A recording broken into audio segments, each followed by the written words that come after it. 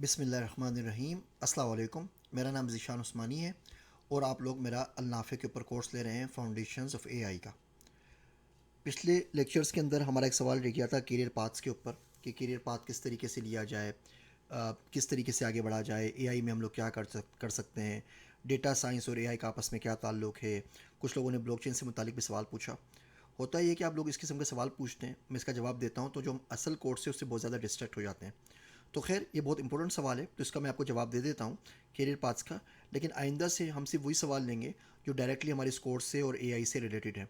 और बाकी जो सवालात होंगे वो मेरा अगला कोर्स आ रहा है, उसका नाम है दी मिसिंग सेमेस्टर। तो इंशाल्लाह जैसे ही ये कोर्स अगस्त में ख़त्म होगा तो सितंबर अक्टूबर से हम वाला कोर्स शुरू कर देंगे। वो भी 2 महीने का कोर्स होगा। उसके भी हर मंडे के दिन हम लेक्चर्स रिलीज़ किया करेंगे। इन तमाम सवालात के जवाब बड़ी डिटेल से मैं आपको वहाँ दे दूँगा। तो बात करते हैं करियर पाथ्स के ऊपर। सवाल हम पूछते हैं कि how to learn a new skill. कोई भी नई नई स्किल सीखनी है हमें तो हम उसको किस तरह सीखेंगे।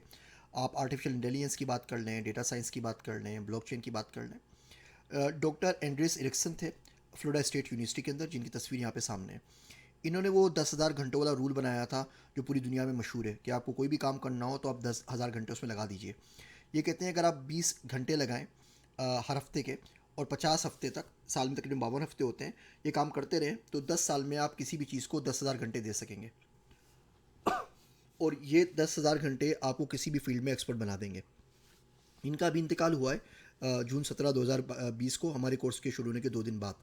इन्होंने एक बड़ी अच्छी किताब भी लिखी है, ये पढ़ने जैसी किताब है, peak secrets from the new science of expertise. ये दुनिया के नंबर 1 एक्सपर्ट ऑन एक्सपर्ट्स कहलाते हैं। और इन्होंने ये 10,000 रूल वाला पेपर लिखा था। यहाँ पे मैंने एस्टेरिक लगाया हुआ है। इसका मतलब यही है कि इसका जो ओरिजिनल पेपर है यहाँ पे मैं डाउनलोड सेक्शन में अपलोड कर रहा हूँ। वहाँ से आप इनका ओरिजिनल पेपर पढ़ सकते हैं, जिसके ऊपर इन्होंने पियानो और वायलिन बजाने वाले बच्चों के ऊपर तहकीक की थी कि किस तरीके से उन्होंने 10,000 घंटों के ऊपर 10,000 घंटे लगाए अपने काम के ऊपर और अपनी अपनी फील्ड के वो एक्सपर्ट बन गए। तो 10,000 घंटे के इस रूल को, और आपने प्रैक्टिस मेक्स परफेक्ट बचपन से आप सुनते आए होंगे, जो दुनिया से मुतारिफ़ करवाया वो करवाया मेलकम ग्लैडवेल ने, जिनकी तस्वीर यहाँ पर है। इन्होंने किताब लिखी मशहूर ज़माना आउटलायर्स, तकरीबन 10-12 साल हो गए इस किताब को, और इसकी वजह से ये रूल पूरी दुनिया में फैल गया। बाद में इसके ऊपर बहुत सारी मज़ीद किताबें भी आईं। जॉफ कॉल्विन ने बड़ा अच्छा काम किया, इस बात को मज़ीद सराहा, इंकरेज किया, और इस बात से उन्होंने एग्री किया, उसको आगे मज़ीद बढ़ाया। इनकी किताब है टैलेंट इज़ ओवररेटेड, ये किताब आपको ज़रूर पढ़नी चाहिए। इन तमाम किताबों का, तमाम रिसर्च का खुलासा ये है कि दुनिया में आपने कोई भी काम करना है तो आप उसके ऊपर अगर 10,000 घंटे लगा दें मुसलसल उसकी प्रैक्टिस के अंदर, तो आप उसके एक्सपर्ट बन जाएंगे। मिसाल के तौर पे आप केगल ग्रैंड मास्टर बन जाएंगे, या डेटा साइंटिस्ट बन जाएंगे, या artificial intelligence scientist, AI scientist या एआई डेवलपर बन जाएंगे। लेकिन पर्सनली ज़ाती तौर पे मैं इस रूल से, मुझे बहुत ज़्यादा प्रॉब्लम्स हैं और इस रूल से मैं एग्री नहीं करता। जो प्रॉब्लम्स हैं उनको अगर डिस्कस करते हैं तो देखिए, इसमें पहली चीज़ तो ये है कि it focuses on the amount of time spent practising and not the quality of that practice, and not all practice are equally helpful.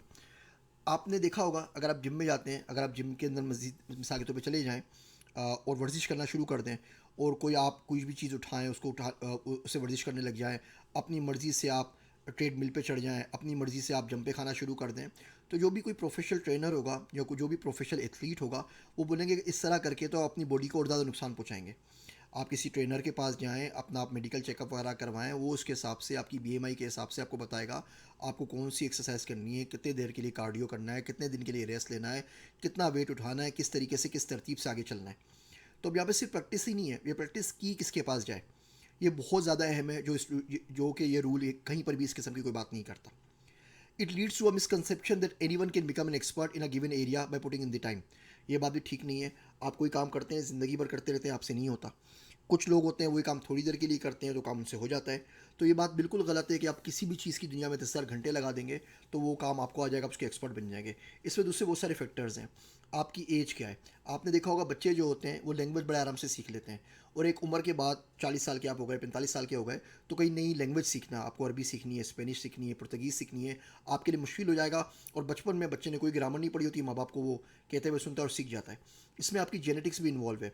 आपने देखा होगा एनबीए के जो प्लेयर होते हैं, या बास्केटबॉल के प्लेयर्स होते हैं, या बाकी गेम्स के प्लेयर्स होते हैं, वो बड़े अच्छे खासे होते हैं, उनका कद अच्छा होता है। तो अगर आपका 6 फुट कद है तो बड़े आराम से आप बास्केटबॉल के प्लेयर बन सकते हैं। अगर आपका ज़्यादा 4 फुट कद है तो डज़न्ट मैटर कि आप 10,000 घंटे प्रैक्टिस करें या 20,000 घंटे करें, आपको कोई भी टीम साइन अप नहीं करेगी। आपने देखा होगा ना क्रिकेट के अंदर भी कौन बंदा कितनी तेज़ गेंद फेंक सकता है। जो ऊँचे बॉलर्स होते हैं जिनका कद बहुत ज़्यादा अच्छा होता है तो कहते हैं वो बाउंसर बड़ा अच्छा मार सकते हैं। तो ये तमाम चीज़ें, अब इसमें तो प्रैक्टिस का कोई ताल्लुक ही नहीं है। लैंग्वेज स्किल्स की मिसाल दे चुका हूँ, कॉग्निटिव स्किल्स की भी। जो 10,000 घंटों की बात हो रही है वो उन गेम्स की बात हो रही है जहाँ पे आपको जो बहुत ज़्यादा स्टेबल है, जहाँ पे आपको कॉग्निटिव एबिलिटीज़ चाहिए। आपका चेस का प्लेयर है, जितनी प्रैक्टिस करेंगे आप अच्छे हो सकते हैं। बहुत से गेम ऐसे होते हैं जिसमें कॉग्निटिव एबिलिटीज़ इतनी ज़्यादा आपको नहीं चाहिए होती। कबड्डी है, अब जो स्किल सेट आपको चेस खेलने के लिए चाहिए वो स्किल सेट आपको कबड्डी के लिए तो नहीं चाहिए ना। आप किस एज में स्टार्ट करते हैं? आपको चेस का ग्रैंड मास्टर बनना है, अगर आप उनकी हिस्ट्रीज पढ़ें तो कुछ के चेस ग्रैंड मास्टर ने ग्रैंड मास्टर बनने के लिए 11-11 साल लगाए, 16-16 हज़ार घंटों की प्रैक्टिस की। और फिर ऐसी भी मिसालें हमारे पास मौजूद है जिन्होंने सिर्फ कोई 3,000 घंटे लगाए, कुछ महीने लगाए और वो ग्रैंड मास्टर बन गए या उनको ओलंपिक का मेडल मिल गया। तो हम ये एक रूल के सबको नहीं कह सकते कि जी आपने 10,000 घंटे लगाए तो आप एक्सपर्ट बन ही जाएंगे, वरना नहीं बन सकेंगे। दूसरी बात, जो बात ओरिजिनल स्टडी में कही गई थी, ये 10,000 घंटे जो हैं ये एवरेज है। इसका मतलब हुआ कि बहुत सारे लोग दुनिया में ऐसे होंगे जो 2 से 3 हज़ार घंटों में भी काम कर सकते हैं, और बहुत से ऐसे भी होंगे जिनको 20 और 30 हज़ार घंटे भी लगते हैं। तो ये 10,000 एवरेज है, इसका ये मतलब नहीं कि हर शख्स के लिए 10,000 का ये नंबर है और इसी के ऊपर बन जाएगा। आपका जेनेटिक मेकअप क्या है, आपने कब स्टार्ट किया है, आप किससे सीख रहे हैं, कहाँ सीख रहे हैं, ये सारी की सारी चीज़ें बहुत ज़्यादा इंपॉर्टेंस रखती हैं। मिसाल के तौर पे आप बॉस हैं, आप 10,000 घंटे से बॉस हैं, तो इसका मतलब ये है कि आप बहुत अच्छे बॉस बन गए। हो सकता है you will be a terrible terrible boss, और ये प्रैक्टिस आपको कोई फ़ायदा ना पहुंचा रही हो। हम 10,000 घंटों से बाप हैं तो क्या हम बहुत अच्छे वालिद बन गए? हम 10,000 घंटों से बेटे हैं तो क्या हम बहुत अच्छे बेटे हैं? हम 10,000 घंटों से शोहर हैं, हम 10,000 घंटों से अब्दुल्ला हैं तो क्या हम अल्लाह के बहुत अच्छे बंदे बन गए? हम 10,000 घंटों से उम्मती हैं तो क्या हम बहुत अच्छे उम्मती बन गए? ये बात नहीं है। तो प्रैक्टिस कहाँ पे हो रही है, किससे हो रही है, क्या सीख रहे हैं, कौन सी किताबों से पढ़ रहे हैं, ये बहुत ज़्यादा ज़रूरी है। और अगर आप मुझसे ज़ाती तौर पे पूछें, टू बी ऑनेस्ट, तो शुरू के अंदर ही ये चीज़ सोचना कि मैं इसका ग्रैंड मास्टर बन जाऊँगा, मास्टर बन जाऊँगा, बहुत ज़्यादा काउंटर प्रोडक्टिव है और बहुत ज़्यादा आपको फ्रस्ट्रेट करता है। अभी आपने एआई पढ़ना शुरू किए और आप अपने आप को कंपेयर करने लगे इलोन मस्क से, या अपने आप को कंपेयर करने लगे बिल गेट्स से, या किसी और एआई के एक्सपर्ट के साथ राधिका नागपाल से आप करने लग जाएँ, या आपको जॉन हॉलैंड से कंपेयर करने लग जाएँ। अब अगर आप उनकी कोई टॉक सुन लें तो आप बोलेंगे यार ये क्या, इसमें तो जो उन्होंने आधी वोकेबलरी बोली है, वर्ड्स ही मुझे समझ में नहीं आ रहे, मैं तो कभी भी नहीं बन सकता। यू विल गेट देयर हल्के हल्के, लेकिन अगर आप केजी के बच्चे को बोले कि जाके पीएचडी का जो बंदा है उसकी क्लास अटेंड करने लग जाए प्रोफेसर की, तो बच्चा बोलेगा ना यार पढ़ाई तो मेरे लिए ही नहीं, इस पढ़ाई करने का फ़ायदा क्या जिसका मुझे एक लफ्ज़ ही समझ में नहीं आ रहा। तो पहले दिन ही से सोचना कि जी मुझे ग्रैंड मास्टर बनना है और बिल्कुल वैसा बनना है और उसी को कॉपी करना शुरू कर दें, ये बहुत ज़्यादा आपको फ्रस्ट्रेट करता है और आप बोलते हैं, आप मायूस भी हो जाते हैं, बोलते हैं काम मुझसे मुमकिन ही नहीं है। इसी बात को अगले लेक्चर में आगे बढ़ाएंगे।